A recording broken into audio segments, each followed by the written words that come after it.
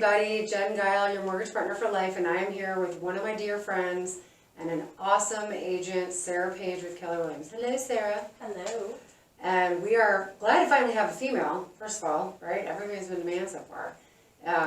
And Sarah is a phenomenal agent for a variety of reasons which we're going to talk about. But first I want her to kind of share how long she's been in the business, what she came from prior to this, her career, and then just any other information you want to share just quick about yourself. I have been in the business for just, I guess, almost 4.5 years now. I started April 2015, and before that I was primarily in nonprofits and social work. So I did a lot of child abuse prevention and working with women and children within the Kansas City area. What else did you ask me? How did you get into real estate? Because that's the opposite of what you were doing. So. It seems like it's opposite, but not necessarily. Right. That's true. I had always wanted to be a real estate agent since I was a little girl. Okay. My mom always wanted to move, and we looked at houses all the time, and we went to open houses every week. I knew every type of floor plan that there was. I knew all the subdivisions by the time I was 7 or 8 years old. How cool is that? And I would go in and tell my mom what she should offer on a house, what they should do. Fun fact, my parents are still in the same house. They have never moved.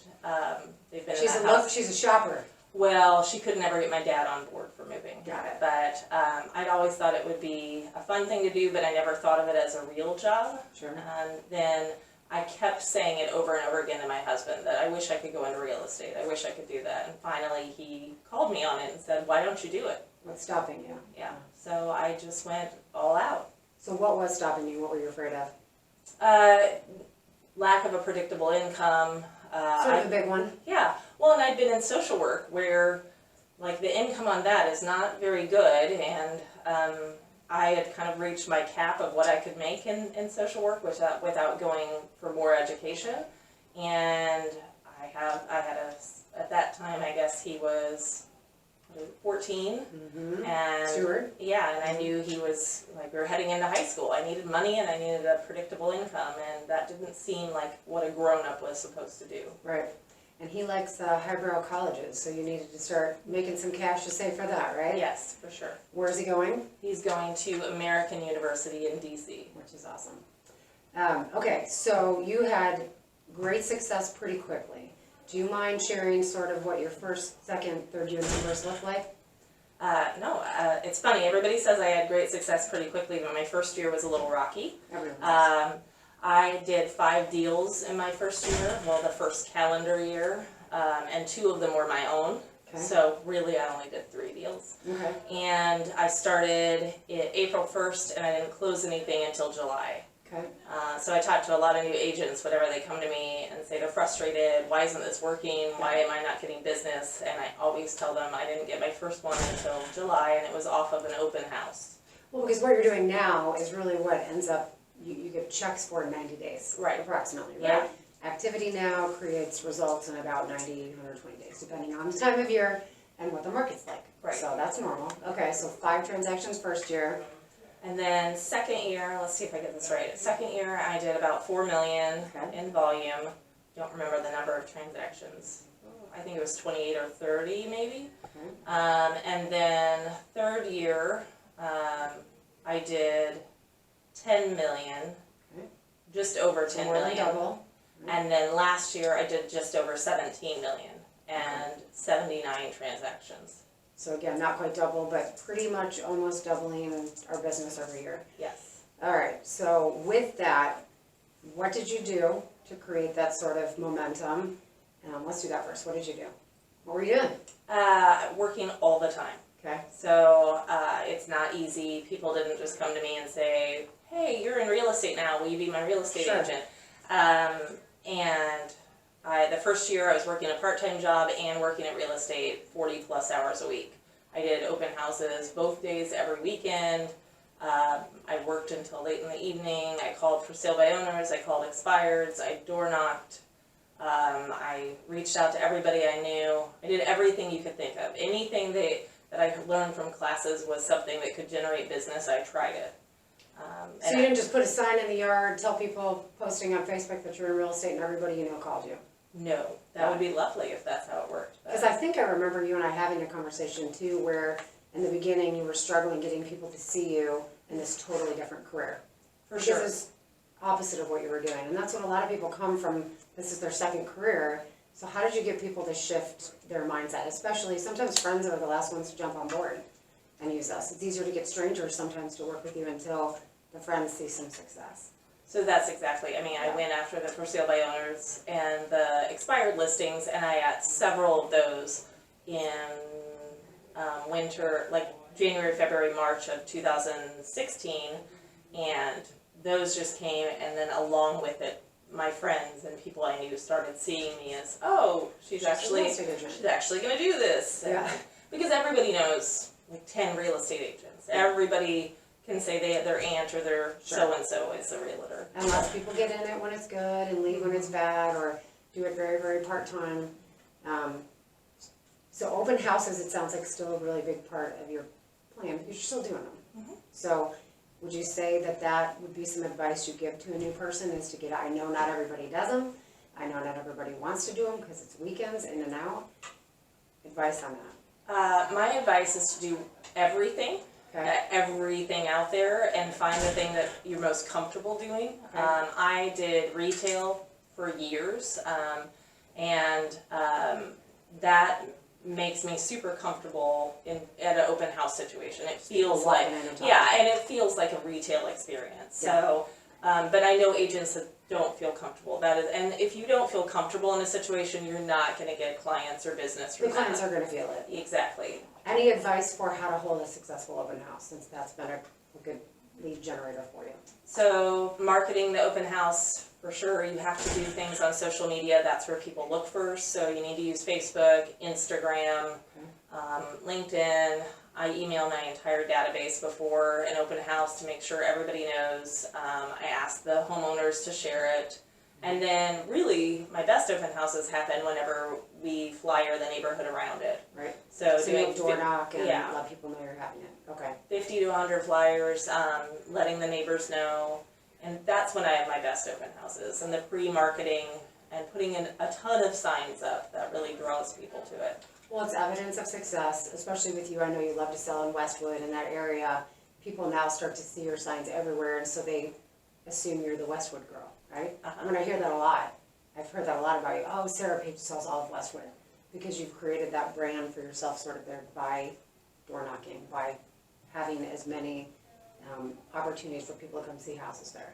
Yes. I love that you email your database. I don't know a lot of agents that email their entire database when they have an open house opportunity, because most of the time the person isn't necessarily wanting to buy in that area, but they may know someone, and if you're not asking them, they're not thinking about it. Right.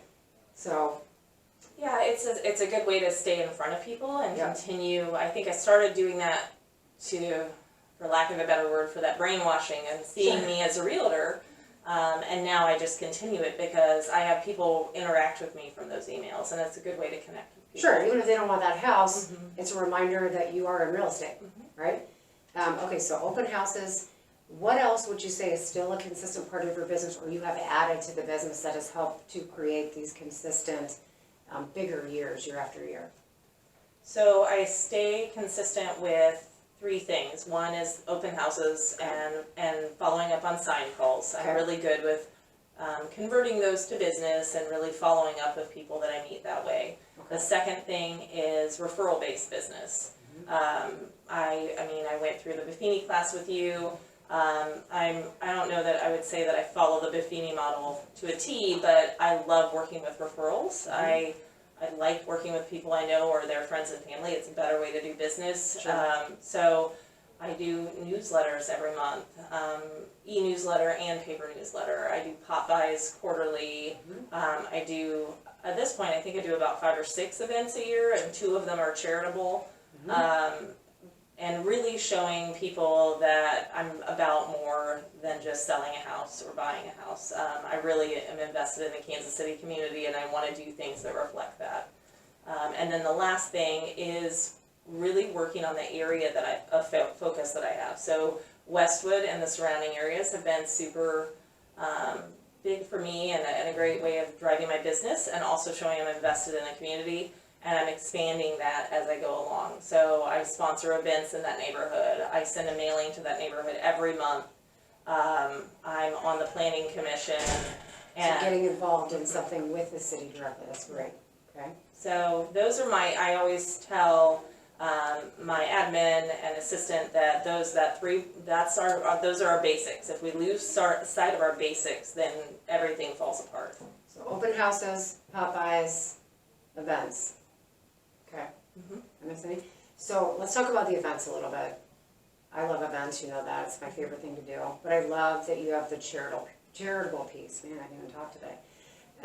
Obviously that's your background, right? And so when you said it's not really as much of a shift as people might think from social work to real estate, you still have the ability to have this really high level of impact on the community that we're in, because we do have a high level of influence. We have a large database of people, and if you organize things, people will come. They won't necessarily donate, come to bring things for an event if it's just a one-off situation, but if you're there, other people they know are there, you're providing a little bit of fun, it's much easier to get the masses to participate. Yeah. So would you talk about maybe the events that you do in the community, or at least one of them? The most recent one that was a huge success, and we're going to do it every year moving forward, was the spring clean out event. We did a mailing to the entire city of Westwood. We really reached out to our entire database and surrounding neighborhoods about cleaning out their houses and having donations that they could give to Blessings Abound. And then we also had a moving truck and a giant dumpster. And I really didn't know what to expect, but we had lines of cars. They filled up, it was 4 or 5 dumpsters and a combination of dumpsters and moving trucks. And I really connected with people in the neighborhood, past clients, people came and hung out, we had donuts and... So you have donuts and they'll come. When we had Hertz donuts, so they weren't just... Fancy donuts. We had Cookie Monster donuts. Got it. So it was wonderful, and then everybody that came got a thank you note from us, and then we followed up, and it was wonderful. I mean, I met people in my city that I've lived in for almost 16 years and that I'd never met before, and really they've asked me to come look at their houses, give them advice, they've reached out to me for referrals, and Awesome. It just gave me an opportunity to get in front of people and also give back to the community. So you get business, you also get to do good for the community, which I love. Okay. What about, so you mentioned an admin, right? So you've grown. When did you decide that you needed to hire someone? Now I'm trying to remember. I think that was about 2.5 years in. I wanted to hire somebody just to have a little balance, and I hired somebody part-time to just do some marketing and help me with things. And then quickly that year, it became more. And by the following year, I was wanting somebody full-time. Okay. And you have Kayla, full-time? Yeah. Okay, what does she do for you? Describe a little bit of what she does. Oh, what doesn't she do? She keeps me sane. Number one important trait, yes. right? She oversees marketing, and really I called her my admin earlier. She's really a director of operations. So she's going to move back into doing some transaction coordinating, but she oversees that right now. She does marketing, she does mailings, she puts together all of the pop buys, she schedules inspections, she meets inspectors. I mean, the list goes on and on of things that she Pretty does. much whatever you need to do business as usual / serve the client at a high level. Right, and we've added another person to our team as a team agent, and Kayla also supports that person. So she's supporting 2 people. Okay. Okay, so let's talk a little bit about the growth and the challenges that come with that and the mindset piece. You and I have had lots of conversations. Obviously, I mentioned we're very good friends, thankfully, because you've been a blessing to me, not only in business, but just in our side of the transaction. It's great to have a partner who works together with you, also that you can talk to about things, and then we can collaborate on, hey, this is what's not working in my business, this is what's working. So great friendship and partnership. But we've had a lot of serious conversations about this business being hard. Everybody assumes that you can come into real estate and make a ton of money, and it's not easy, and everybody's just going to happy hours and driving around and working 15 hours a week. but it is exhausting. There is not a shut off sometimes. There are no boundaries with clients at times. There can be no days off. So I know as you had substantial growth, and you did, you know, there were challenges that came with that. So if you would share some of that, and how maybe what helped you, because I think this business is isolating at times, and if you're not willing to share that, you know, sometimes I have to raise my hand and say, I'm struggling, like I'm struggling, I need help. And I think you went through some moments like that as it grew exponentially. Would you share some of that? I definitely went through moments like that at every stage. And I think that the reality is we put out this face to our clients and face to other agents and lenders and whoever we're partnering with. It's on social media, it's in everything we do. And the face is always that everything's perfect and great. And the reality is anybody that gets anywhere in this business or any business is working hard and working long hours. And I think there were a lot of assumptions made that, like you said, that you just snap your fingers and it's there. And I think my biggest struggle has been finding the shut off. I'm super competitive, primarily with myself, and my own expectations for myself. So it's been a struggle to really reel it back and really assess what is the most important thing to me. What are the things I cherish most? And I would say the past 6 to 9 months have been the biggest period for me to really reassess my life. And I mean, the struggle has been, how do you find the balance? And I think that's the struggle you hear about for a lot of people, but I don't mean balance in the sense of how do I be a good mom and be a good wife, but a balance for myself where it's okay to turn off, like shut down, but it's also okay to be a really driven person who wants to have a successful business. And I think the first thing that I've learned is you have to block out time for yourself. You have to take time for taking care of yourself. I'm horrible at celebrating things. I have what's called a transformational coach through MAPS Coaching and Keller Williams, and her biggest thing that she challenges me to do, because I never do it, is celebrate. And I don't do it for anything. I mean, Kayla will tell you, anybody will tell you, if I close, I just say that's what I'm supposed to do. Or how am I going to do more next month? How am I going to get better? Or oh, I'm still behind, or oh, I'm still catching up, or oh, I'm not where I was supposed to be. That's where my brain goes. That all the time. And now I'm intentionally looking at where I'm at and what I've accomplished, and really congratulating myself and praising our team and doing those positive things. And it does change things. It's not like I flipped a switch and I'm suddenly not me, and it's constant work in progress. You got to keep on it. But also, I mean, I've had health challenges throughout this process. So, I mean, unbeknownst to most people I do business with, I've had spine surgery, I've had ankle surgery, I had another surgery this year. So I've been in the hospital like 3 times since I've been in this business. And you have to keep the face on and keep things going. I still had pop-bys going out while I was off. I still had emails happening, so appearances wouldn't show that I was anything less than the same driven person. And yet, you and I had a couple mutual clients during the last surgery who knew, and they were so supportive of it. So I think sometimes we feel like we have to have the face, and yes, you can't go online and say, I'm not going to be able to walk for 3 weeks, I'm going to be MIA. People are going to feel that you have too much going on to take care of them at a high level. But I do think it's okay to say to people, hey, I have this going on, I've got an amazing team behind me, and you'll still be taken care of, but just so you know, I'm going to be a little slower to respond, or this is something I've got to take care of, because your health and wellness are so important, and we do often take care of ourselves last. I think especially as moms, right? I mean, my life is work and shuttling kids to some form of sporting event right now.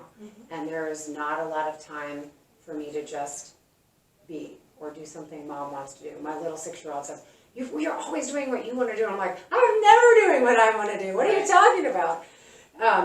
But I have had to build in those times, so like, I do a few weekends away a year. I go to a work event that's motivational, and I always come back better. We do our Wild Woman Weekend with just the girls every year. At least it's one day. No matter what, those things are mandatory things where I get to step away and just breathe. Last year, I paid someone to take my phone. I had my assistant take my phone for the weekend so that I could be with my friends at our 20th reunion, and it was the best thing I've ever done. And I think if you don't force those things to happen, you get burnt out, you get to a point where you feel resentful of the business and the clients, and you're not operating at the highest level. I mean, I think you would say this, you did not take a break after your spine surgery. You were working from the hospital, which is just a testament to how amazing you are. But you probably were not at the highest level afterwards because you didn't give yourself a break. You didn't even allow yourself. And I remember you saying, I'm behind. I'm behind. I say that all the time. I'm behind. I'm always behind because my goals are, we have the goal and then we have the stretch goal. And the stretch goal is the goal that you're shooting for that's possibly unreasonable. Mm-hmm. So I'm always setting myself up to be behind. So you've gotten better at giving yourself grace, forcing breaks. Do you have a day off? I'm building in a day off Okay. every week. And this past Sunday was supposed to be my day off. I would say I didn't go out and do anything. And get dressed and leave. I stayed in my jammies, but Sure. I may have worked on my sofa a little bit. But it still felt like a day off because I didn't have to go run around. And the other thing I'm doing is, after having surgery earlier this year, I walked back from my goal. I took it down a couple notches. Yep. I've never done that.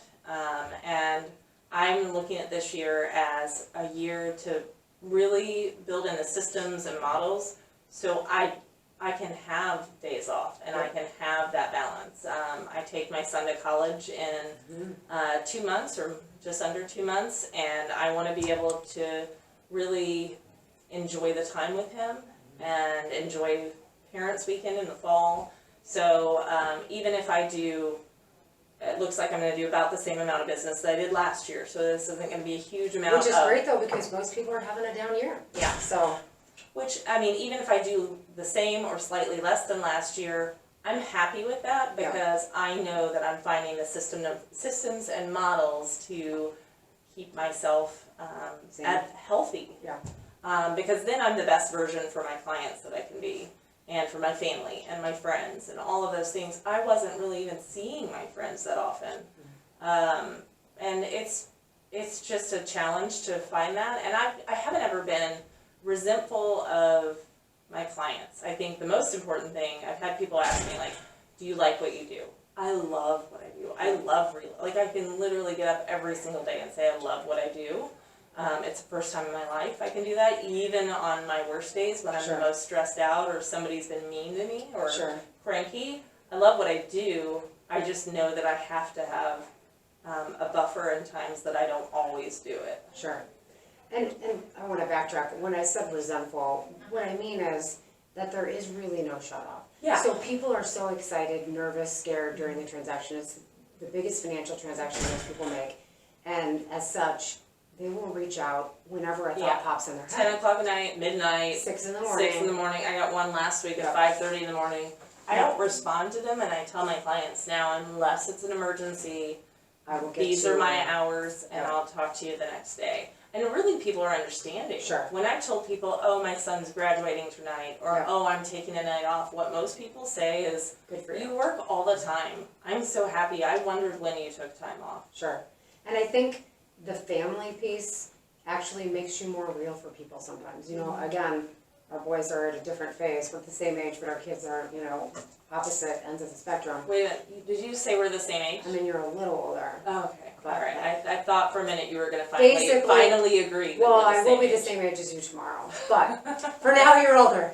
But I mean, I have said I'm really not available between these few hours in the evening. I'm up super early, I'm up super late, but like if I can't go and watch their baseball game and not be mass responding to texts and emails, why did I have kids? So I think that if you communicate how important those values are to you, whether it be family, whether it be exercise. I have lots of friends who play tennis. I know you play tennis.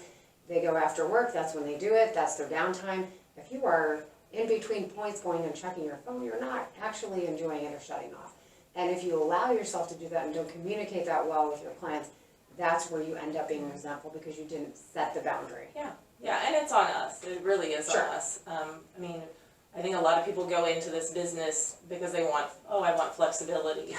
And you do have the ability to determine your schedule. Sure. But it's all the time. And If you get to a certain level, yeah. at the end of the day, there's not a ton of flexibility. You can take days off, no one's clocking you in, but at the same time, you have clients that need something on their time frame. We don't really have schedules, we work on the schedules of the client. Yeah, and I think the reality is, we have to set those parameters with our clients, and for ourselves and for our family and our friends and all of those people, because They then, get the last of us, right? yeah.